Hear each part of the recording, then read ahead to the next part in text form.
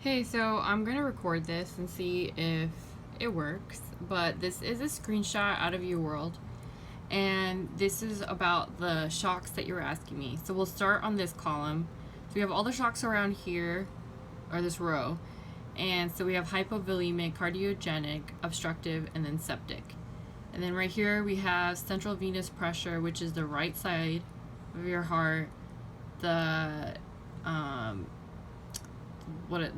is this the PCWP? Is it the Schwann catheter? And that's the pulmonary capillary wedge pressure, and that's going to be the left side of your heart. Then we have the cardiac index, and this is basically your cardiac output based on someone's body size. So like a little person has less of a cardiac index than a larger person. They have more cardiac.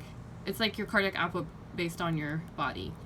And then SVR is your afterload, and this one's your mixed. So in hypovolemic shock is when you're bleeding out. You're bleeding out like a massive injury. So if you're bleeding out, automatically you know that everything will be decreased. Your right side of the heart's not getting enough blood. The left side of your heart can't even pump out enough blood because you're losing it all, and therefore your cardiac output is low. But in order to preserve your blood in the vital organs, we're going to have systemic vascular resistance that's going to go up. So the afterload is going to go up so that we can shunt the blood to where it's needed. So in hypovolemic shock, think you're bleeding out and all your systemic vessels are contracting. So this is the only one that's going to be increased. Cardiogenic shock is when your heart is not working, like an MI. So you have some sort of ischemia or something that's wrong with your heart that is not letting you pump out enough blood. So you still have the right amount of blood in your body. You just can't properly pump it out. So that is why your cardiac output's going to decrease, and the mixed venous return, these are all decreased, but I think this one is going to be extra decreased because it's just not being able to pump out enough oxygenated blood. But so in cardiogenic shock, since you're not able to pump everything out, then think about it as your heart on two sides. So the right side of your heart's going to have the blood accumulated, and even the left side of your heart is going to have blood accumulated because you're not able to pump all of it out. On top of that, you're still going to have the systemic venous return go up because your body's not getting enough blood. So the rest of your body thinks you're having this kind of shock, so it's going to start squeezing all the systemic vascular resistance up in order to try to get your cardiac output up. But it's not really the amount of blood, it's just your heart's not working properly. So your body doesn't seem to know that, and it just puts up the SVR.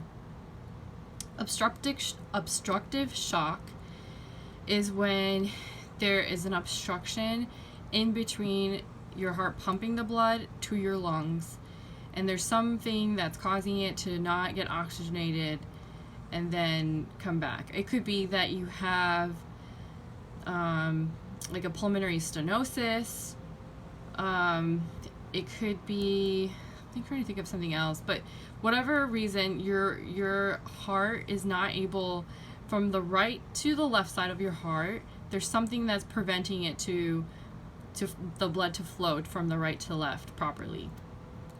So if that's the case, then the whole right side of your heart has a buildup of blood, and the left side of your heart, because there's that obstruction, doesn't get to have the blood. So your left side is decreased, your index is decreased, and again, in all of these, your body can't tell the difference between you're losing lots of blood or what's happening. Your body's not getting enough oxygenated blood, or you're not even enough blood in this case because your output's so decreased that it will squeeze all your blood vessels again.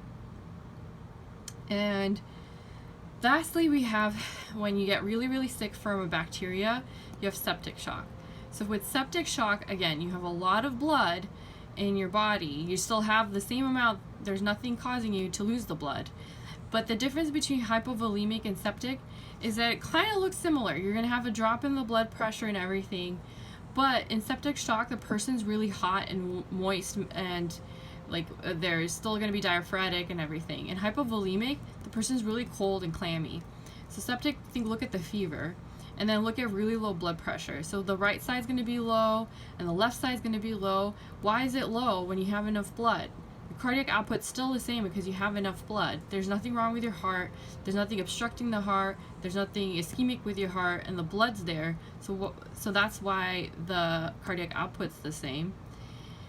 And the reason why all of these are decreased is because this is the only one, the only shock where you have your SVR that's decreased. Because septic shock, the bacteria has caused all your peripheral veins to dilate, and the blood pools there, and that decreases your preload and afterload. And you're still able to keep the mixed venous oxygen saturation. Your oxygen sat is up because you still have your cardiac output.